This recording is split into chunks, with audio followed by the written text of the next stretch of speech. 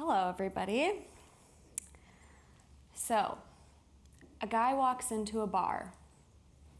I really wish I could finish that joke, but I can't because there's no one there to serve him due to the workforce shortage that we're experiencing. And as you all know, we have experienced a brain drain for many, many years.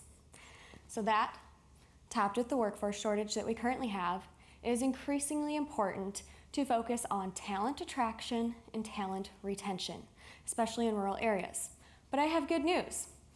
There's some new trends in technology that might make it possible for us to reverse that brain drain and turn it into a brain gain if we capitalize on it. And today, I'm going to tell you how and why.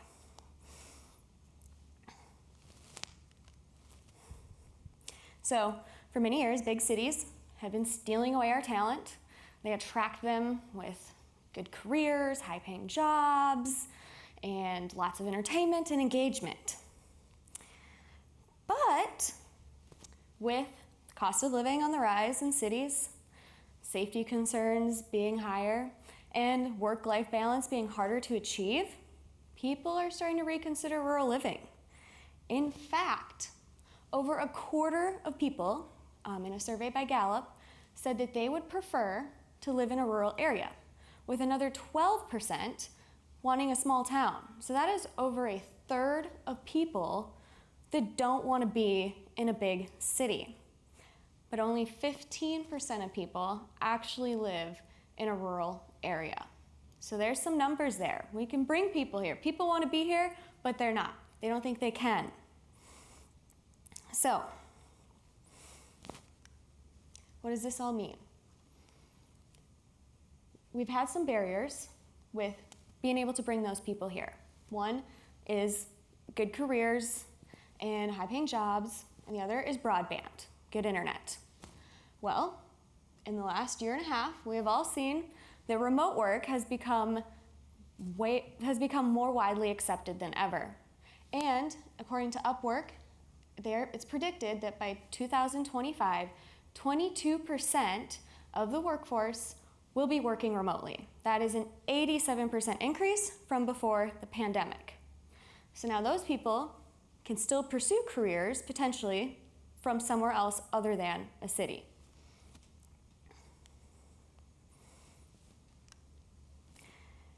So, the other thing was internet, right? Broadband. So we have some new broadband initiatives that have been on the rise. Starlink, that has just started to come out. It's a brand new initiative helping rural areas have broadband access. Specifically to Wisconsin, our governor set a goal to provide affordable internet to all state residents by 2025.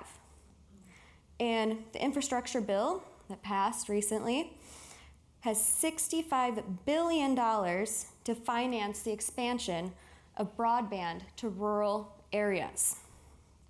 So the combination of remote work and growing broadband access could allow this talent to pursue their careers from anywhere. Now, not all careers can be done remotely, we know that, but those that can be done remotely, let's get them here. Now, cost of living overall has been more affordable in rural areas. We know the housing market currently is tight, as we've learned, but typically, we usually have a few more options. But if you look at the earning comparison and housing comparison for a rural area to a large urban area, it doesn't quite align. So if you were in Chicago, yeah, you can earn more money, 43% more. That's pretty significant, actually. That's quite a bit more money over a lifetime. But if you want to own a house, it's way more in Chicago, 185% more. That doesn't really align with how much more money you can make there. You're gonna be spending a lot of your money just to be able to live there and maybe earn a little bit more, but you're not earning enough to really offset that at all. And what's interesting is home ownership rate is higher here in Rhinelander. So people can have their own home, they can have their own place. So what do all these numbers mean? I think it dictates that we are at a pinnacle point in time that if we capitalize on correctly, we could really use it to benefit our area. Actually, we're not the only ones seeing this trend or starting to capitalize on it. Traverse City, Michigan has already launched a whole entire campaign around attracting remote workers to come and live there. They are promoting their co-working spaces, their lower cost of living, their beautiful area, 4 seasons, outdoor activities. Rhinelander kind of sounds the same, doesn't it? You know, outdoor activities, 4 seasons, really pretty. So maybe we could do the same, right? Not to mention, we also have, as we've learned, we have a really great culture here. History, art is really up and coming. So I think we can really promote our area as an up and coming place to work remotely. In fact, people have already moved here to work remotely. I have 3 friends who moved here before the pandemic, before remote working was a big thing, who work 100% remote jobs. One owns his own marketing firm for physical therapists, works from up by Lake Tomahawk. I have another friend who owns his own firm in doing financial advisement for retirement. And another one who runs a successful Midwest travel blog, all 100% remote. But when they all first moved here, a couple years ago, they all struggled with getting good internet. They were always trying to find ways, they go to a friend's house to poach some internet, but I can tell you now they all have internet. It's within the last 2 years, they have now gotten reliable internet. So it is coming to the area. It's finally getting developed. One of them is actually using Starlink, which is pretty neat. So they are getting what they need to be able to run their businesses successfully. So which is why I think we are an up and coming place to work remotely. But as we attract these people here, what are we going to do then? We need to retain them, right? We don't want to just abandon them the moment they get here. Okay, they've moved here. See ya, bye, figure it out on your own. You're here now. We did our job, right? No, we want to stay with them through the whole process. It's like you're selling a product and you have a customer. You don't just sell them the product and then disappear. You have customer support. You're there to help them use the product. If something happens and the product breaks, you're there to give them a new product and stuff. You're with them for the whole entire customer journey. So we need to do that when we attract talent here. And even with the talent they already have, we need to make sure we stick with them and support them and help them become integrated into the community. So personally, after I graduated college, I knew I kind of wanted to be in the Northwoods, but I wasn't really set on exactly where I wanted to be. I wanted a good job out of college to start my career. Well, my hometown of 110 people wasn't going to provide me a job in marketing, and even closer towns of like 1,200 people weren't really going to do that either. So I moved to Green Bay, landed that perfect out of college career starting job. After a year and a half, I realized, I really wanted to be in a rural area in the Northwoods. Cities were not for me. But there still weren't any openings up here. So then I spent the next year and a half building up my resume, gaining experience, and searching for, or keeping an eye out for openings in my field that I could apply for. Well, one finally opened up at Nicolet College, which is what brought me here about 2 years ago. I can't believe it's already been that long. But when I moved here, there was no programming, nothing for, to help me get integrated in the community or to meet people, other young people. There was no community onboarding or anything. There weren't really any events geared towards new people to the area to meet others. So I got involved, really involved in the community, probably a little too much, overwhelmed myself a bit. But I was determined to meet people and make this place home and make it my community. So I started volunteering, I got on different boards, and it was interesting. I was by far the youngest person on any of those boards or with any of those volunteer groups. Dang it, that wasn't how to meet young people around here, apparently. Shucks, I did it wrong. But I slowly started to meet some other young people. You just kind of had to drag them out of the woodwork and find them. But I eventually started to find them. And every single one of them complained that it was hard to meet other young people or people with similar interests. They just wanted to make friends. They wanted people that they could go to the different events around here with, like Beefarama. Like, you don't want to just go to that alone. You want to go with somebody, right? So I then was like, okay, we need to do something about this. So I partnered with a friend and we co-founded Northwoods Young Professionals. Before I talk about that, I want to talk about the power of making connections. Because people who form meaningful friendships within their organization are 72% less likely to leave. So just by helping people make friendships and make connections, you are retaining them.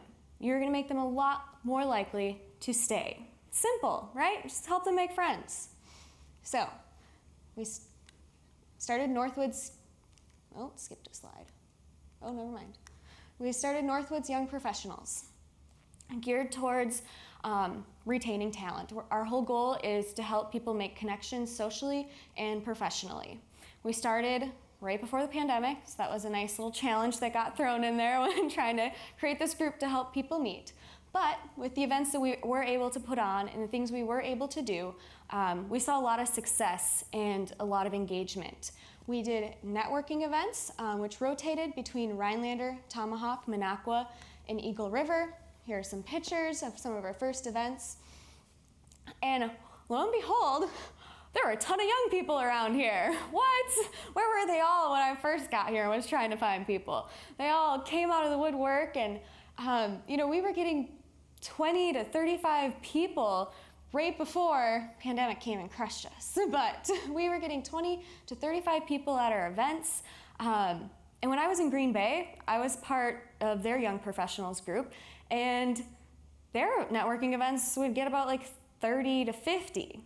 And they're way more populated than we are. We're very rural, so the fact that we were able to get that many people in this rural area, I think really goes to show what a demand there was for these kind of events.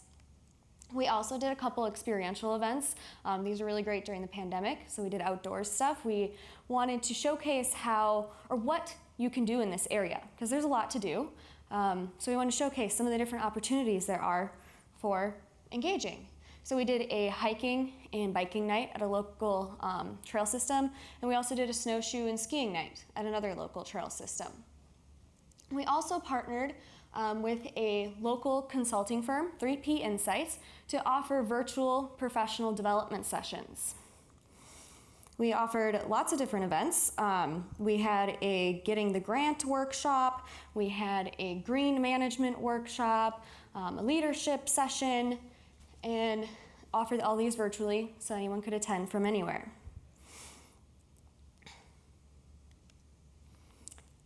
And in addition to that, we have also partnered with Grow North for an exciting new venture. All of our events were geared towards connecting people through in-person methods. And as we learned from the pandemic, virtual is kind of a big part of our life, and it's probably going to stay around for a while, just as a result of everything. Now everyone knows how to use technology really well because they've been forced to learn how to use it. So even as we continue forward, having a virtual option is going to be important. So we partnered with Grow North to pilot an app called Like Minded. This is developed by the co-founder of Milwaukee here in Wisconsin. Very new app, but the whole goal of this app is to help people connect and make meaningful friendships. So Northwoods Young Professionals is going to act as the facilitator for this app for the Northwoods region. And our goal is to have every, okay, I don't know if that'll happen, but a majority of employers in the area to have to take this app and put it as part of their onboarding with their employees. So the employee will create a quick account, they'll go through a quick questionnaire, and then the app will match that person to other people in the area that have similar interests. So someone that the app thinks you could actually form a meaningful connection with or a friendship with, so it'll last. So you're not just getting matched randomly with somebody who you might have nothing in common with. The idea is that it's somebody that you can have something in common with right off the bat. So you're going to be more likely to create a friendship with them. This is very exciting. This will be happening in November. And we're hoping that by having this virtual option, we'll be able to have a broader reach. We'll be able to reach more people. You know, people can't always make it to our in-person events. Some people have different work schedules and everything. So we're hoping to be able to reach a lot more people through this app. And the nice thing about this app is it's actually designed for workforce retention. That was the whole goal in mind with creating it. So hopefully next time I'm up here, I can finish my joke, because that bar could attract or retain someone to serve that guy that walked in there. Thank you.